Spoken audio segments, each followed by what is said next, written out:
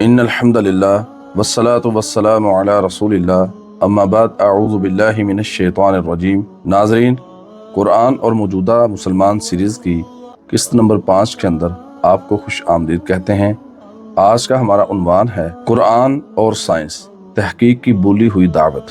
دوستو، آج جب ہم سائنس اور ٹیکنالوجی کا نام سنتے ہیں تو ہمارے ذہن میں فوراً امریکہ، یورپ اور جاپان کا نام آتا ہے۔ لیکن کیا آپ جانتے ہیں کہ جدید سائنس کی بنیاد رکھنے والے کون تھے؟ وہ مسلمان تھے کہ جن کے ایک ہاتھ میں تجربہ گاہ کے آلات ہوتے تھے اور سامنے کھلا ہوا قرآن۔ آج کی ہماری گفتگو کا پہلا پہلو تسخیر کائنات اور قرآن۔ قرآن سائنس کی کتاب نہیں بلکہ نشانیاں دکھانے والی کتاب ہے۔ سائنس قرآن کا ایک چھوٹا سا سبجیکٹ ہے جس کو جگہ جگہ پر کھول کھول کر قرآن نے بیان کر دیا، اور یہی قرآن انسان کو بار بار کائنات پر غور و فکر کی دعوت دیتا ہے۔ قرآنی دلیل: ان فی خلق السماوات والارض واختلاف اللیل والنہار لآیات لأولی الالباب۔ بے شک آسمانوں اور زمین کی پیدائش، رات اور دن کے بار بار آنے میں عقل والوں کے لیے نشانیاں ہیں۔ یہ آیت ہمیں بتاتی ہے کہ مومن صرف عبادت گزار نہیں بلکہ غور و فکر کرنے والا انسان بھی ہوتا ہے۔ اور جب مسلمانوں نے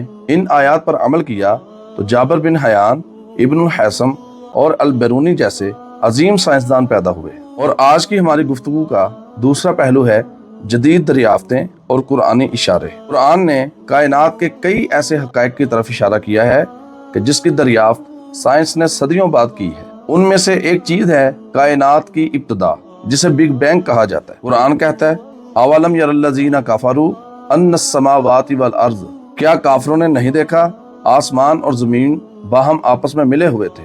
کانتا رتقا ففتقناہما، پھر ہم نے انہیں جدا کر دیا۔ وجعلنا من الماء کل شیء حی افلا یؤمنون، اور ہم نے ہر چیز پانی سے پیدا کی، کیا پھر بھی وہ یقین نہیں کرتے؟ اب کائنات کی ساری سائنس مل جائے تو پانی کے ساتھ کوئی ایک وجود بنا کر نہیں دکھا سکتی، لیکن یہ کمال میرے اکیلے اللہ کا ہے۔ اور دوسرا ہے انسانی جنین کی تخلیق۔ عربی لفظ جنین مادہ جنہ سے نکلا ہے، جس کا معنی ہے چھپ جانا، پوشیدہ ہو جانا۔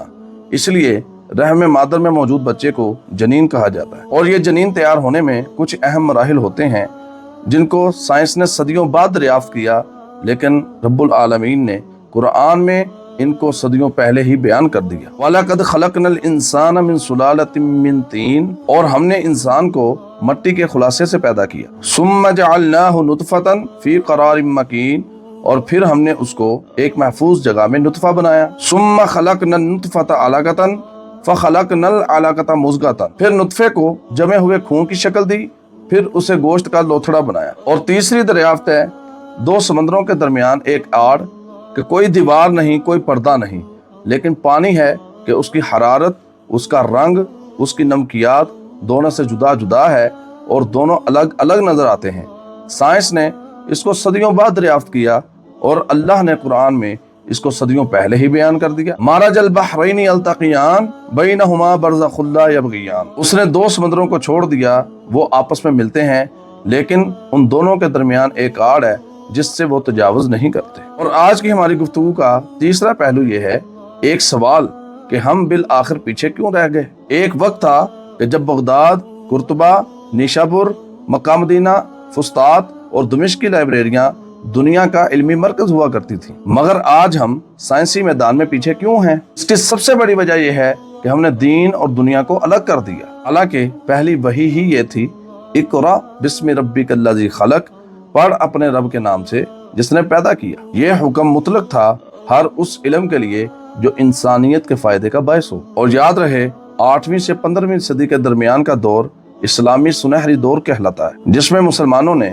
صرف مذہبی علوم پر ہی نہیں بلکہ سائنس اور ٹیکنالوجی میں بھی دنیا کی قیادت کی۔ بدیع الزماں الجزری کو تاریخ کا پہلا مکینیکل انجینئر کہا جاتا ہے۔ انہوں نے ایٹومیٹک مشینیں، پانی کے پمپ اور پیچیدہ گڑیاں ایجاد کی۔ مسلمانوں نے اسطلاب کو ترقی دے کر سمت اور وقت معلوم کرنے کا جدید نظام بنایا، جسے بعد میں یورپی ملاحوں نے استعمال کیا۔ اسلامی دنیا میں بیمارستان کے نام سے باقاعدہ ہسپتال قائم کیے گئے جہاں علاج، سرجری اور طبی تعلیم کا نظام موجود تھا۔ اور اسلامی دنیا کے عظیم سائنسدان جابر بن حیان نے تقدیر، تیزاب سازی اور تجرباتی لیبارٹری کے اصول وضع کیے جن پر آج کیمیکل انڈسٹری قائم ہے۔ گنبد، محراب، پل اور آبپاشی کے نظام میں مسلمانوں کی ایجادات آج بھی انجینئرنگ کے شاہکار سمجھے جاتے ہیں۔ بغداد میں کاغذ سازی کی صنعت نے علم کو عام کیا اور بعد میں یہی ٹیکنالوجی یورپ میں نشاط ثانیہ کا سبب بنی۔ خلاصہ یہ ہے،